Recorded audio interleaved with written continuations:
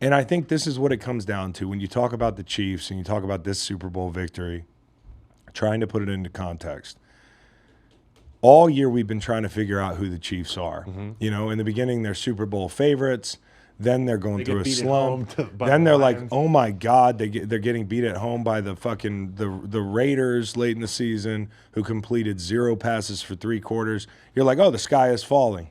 Then the playoffs start, and you're like, oh, they've kicked it back into high gear. The 15% rule you talk about. This is who they are, the 15% rule. No, who they are is that team that played yesterday.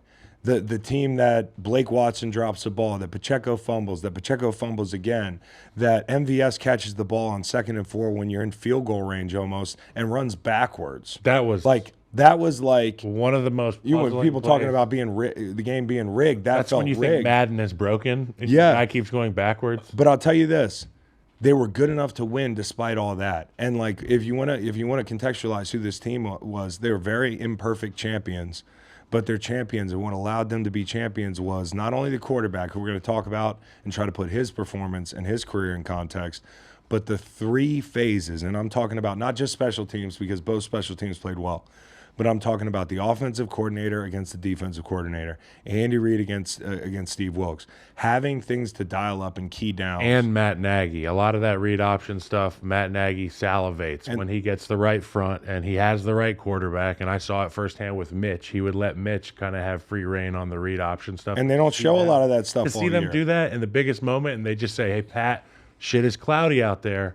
Get us a first Well, you down. know what's even more cloudy for is the end. I mean, there's a lot, and the people that they're reading at that point in the game, they're throwing a lot at the tackle out box. to the flat. Yeah, there's a lot of motion. There's a lot of eye candy, and then Nick Bosa. I don't want to say he bit because the way that's drawn up you have rules, and so maybe somebody on the second level got sucked into some eye candy, and then it's a lot of field. So like.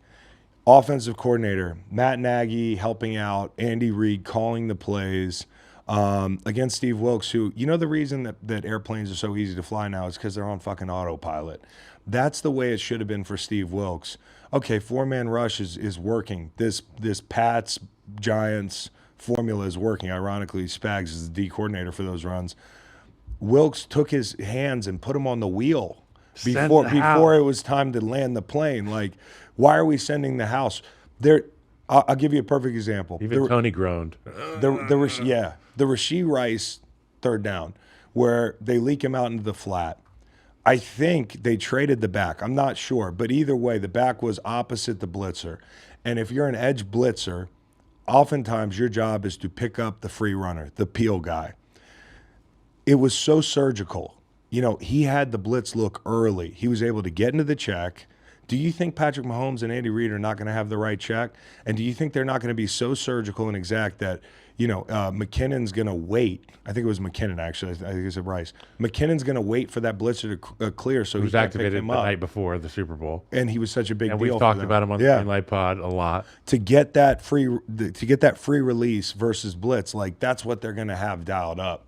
And on a couple of occasions, including the 3rd and 10 to Kelsey, I think in regulation, they decide to heat these guys up. And Wilks has had a habit of doing this, like against the Vikings earlier this year, where like, hey, no need to reinvent the wheel. You've got 4 guys that are whipping. They are just crushing these dudes, man.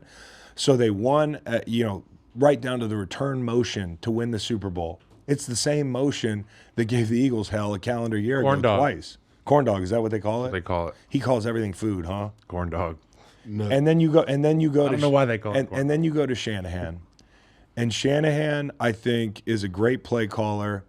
I think he's the reason they're there. I think he's the reason they're in the game. But Christian McCaffrey didn't get the ball much in the 3rd quarter, and I think more than anything, Spags dialing up pressure on 2 of the biggest downs. One in regulation, one in overtime, where you're going to decide between kicking a field goal and scoring a touchdown based upon the success or the failure of this play. Mm-hmm. Spags getting free runners. He got 8 or 9 of them on the day.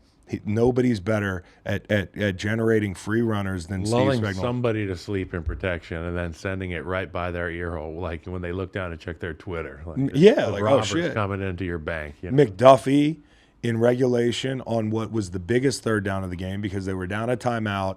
Those guys are in the red zone. They're going to kick the ball with 0 time to go if they convert. So we don't even see overtime if that happens. And then in overtime, Chris Jones is a free runner, the protection breaking down. Spags, Reid is a head coach. We talked about the overtime stuff. They won. Their coaches won this game, and so did the quarterback. That's the difference. Purdy did enough. He just didn't do the extra credit stuff. The extra credit stuff, that's what Patrick Mahomes did. And I want to shout out my old coach, Joe Cullen, D-line coach for KC. Had those guys humming, like the interior D-line. They wrecked a lot of havoc. Trent Williams got put on his back in the run game. Yeah, I saw that. Like in the run game of stuff, and like just knowing the way Joe Cullen coaches, you get off the ball, you rush the quarterback, you rush the passer, like on the way to the ball, stopping the run, and like that's what they did early, and like you can definitely see the difference with the line of scrimmage for KC. Well, they had big reserve guys that made plays. Like, that's the thing. When they were down Omenahu, like, Chris Jones can't do it all. So, big 69 in there. He's a fucking beast. It was in there. Pennell and Chanel. Yeah. And Chanel made some great plays. Like Chanel's stat line yesterday was like under the radar, sneaky, amazing. Yeah, a lot of guys on that defense. And this is the thing. That defense is a sum of the parts defense in that, you know, like it is a bunch of role players and a couple key dudes, like namely the corners and Chris Jones and some good linebackers, but a lot of guys in between made a lot of plays. And I think they are the best defense in the league. I don't think you can walk away from this season and say they match San Francisco's bully. Like San Francisco is kind of like a bully team. Their defense, when you're watching the game, you're like, Jesus, when you're watching like some of the team tackling that they have, and KC, they kind of like, I felt like they set the tone, like on defense, like throughout the entire game. There's certain units that you play as an offensive lineman where you say we're not going to make hay on a majority of these runs, but we're going to keep our foot to the pedal, and hopefully we can squeak some of these out for big first downs in the moments that we have to. And I give a tremendous amount of credit to this Chiefs offensive line. Like you and I talked about at the beginning of the game, it was surviving the knockout punches by the 49ers because I'll tell you what, they came out like a bunch of rabid dogs. And when I saw the Trent Williams intro with the players walking out of the tunnel, you know, we can talk all we want all week about this matchup and the greatness of Mahomes and all that stuff. But at the end of the day, both these teams have to come out and play one another. And to see the way that the Steve Wilks-led defense came out and played bully ball early and tried to establish, you know, they were going to pee on Andy Reid's bush and say, this is our bush. The line of scrimmage is ours. Beat us with Mahomes with our shell coverage.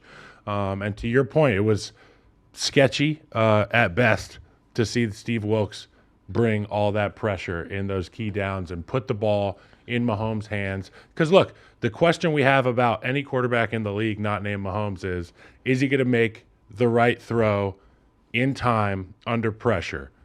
And that's the test that Steve Wilks gave Patrick Mahomes last night in the biggest game. And it just I don't understand it. But at the end of the day, it's a good thing. Patrick Mahomes continues to build on his legacy. It was unbelievable. There's so much more to talk about in this game. You know, stuff on the sideline that was happening as well with Travis and Andy that's another thing is like we haven't even talked about this team overcame the emotions. This team overcame like to see Travis bump Reid, which is a bad look. Lucky they won. Bad look. It's our boy. And he'll be the first to say He'd be the first to say it. He shouldn't have gone. That doesn't absolve him. So many and I understand like now like everything is about like we're gonna let this guy off the hook in the media. I'm like, really, what am I gonna do to affect Travis Kelce's day? It was a bad look. He wants that back, I'm sure. They also have a relationship where I think they've been together a long time. And A.J. Brown's point is absolutely correct. He'd be run out of the gym if he did something like that.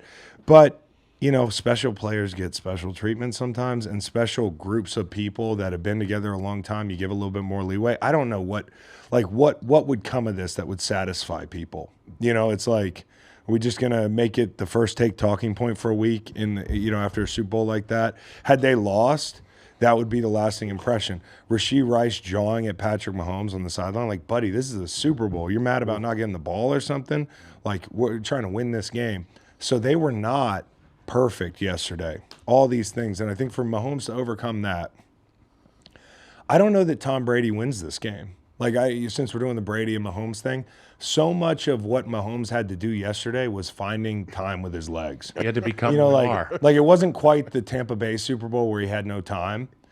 But he had a Josh Allen throw. He consumed Josh Allen in Buffalo. He had a Josh Allen throw. Yep. He consumed Lamar Jackson in Baltimore. Yep. And he had about a half dozen Lamar Jackson Yep. runs yesterday. It's Yep. like he just becomes who he eats. Well, when you look at like you are what you eat.